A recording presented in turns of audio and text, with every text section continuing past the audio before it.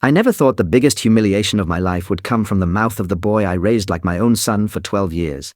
When my stepson laughed in front of everyone and said, "If you weren't rich, Mom would have never chosen you," I thought my wife would stop him immediately. But instead she laughed and said, "Well, at least someone finally said the truth." In that moment, I said nothing. I just smiled slightly, said goodbye to the guests, and quietly left the house that same night. They thought I'd come back in a few days. They had no idea their entire world was about to change the very next morning. Hello, Reddit. I'm Jason. For 12 years, I was the backbone of a family. I was the provider. I was the one paying the bills. I was the one fixing everything that broke. And I was also the man who silently held the house together after every argument. When I married Melissa, she already had a 6-year-old son named Ethan. His real father had abandoned them years ago. I never tried to replace him. Never. The very first thing I told Ethan was, "I'm not your real dad, and I don't want to take his place, but if you ever need someone, I'm here." He didn't say anything. He just nodded. At the time, I thought maybe that was the beginning of something, and honestly, for many years, I truly believed we were becoming a real family. I went to his school events, picked him up from football practice, stayed up until 2 a.m. helping him finish science projects. When he got a high fever once, I sat outside his room the entire night. One time he made a family tree project at school. My name was on it. That day I sat in my car and almost cried. Because for some men, the word dad isn't earned through blood, it's earned through sacrifice. But slowly things started changing. Melissa wasn't the same anymore. Her phone was always locked. She started coming home late more often. And whenever I asked questions, she'd say, "Why do you always think the worst? You need to learn how to trust people. Stop turning everything into drama." So I stayed quiet. Because I didn't want fights.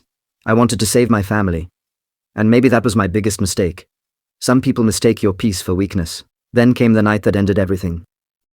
It was Ethan's 18th birthday. The house was full of guests. Music was playing. Everyone was laughing.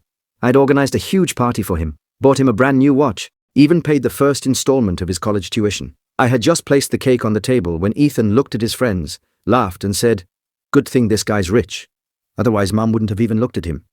The entire room went silent. I thought Melissa would shut him down immediately, but instead, she laughed. Not a small laugh. A real one. Then she raised her wine glass and said, "Well, at least someone finally said the truth." Something inside me broke in that moment. 12 years. 12 years of hard work. 12 years of love. 12 years of sacrifice. And in their eyes, my only value was my money. I didn't make a scene, I just smiled. Thanked the guests for coming.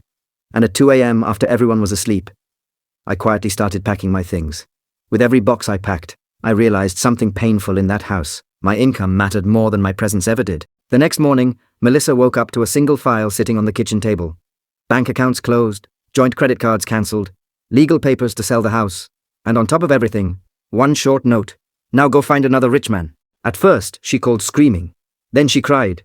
Then she shouted, "You're destroying this family over something so small." I stayed quiet for a long time. Then I finally said, "A family isn't a place where a man is treated like nothing more than a machine that pays bills." A few months later, the house was gone. Melissa had to move into a small apartment. Ethan had to defer college. For the first time in their lives, they had to pay their own bills. And for the first time, they realized that the man they treated like just an ATM was actually the one carrying their entire world on his shoulders. Almost a year later, I got a message from Ethan. "I finally understand everything you did for us." I wish I'd never said those things that night.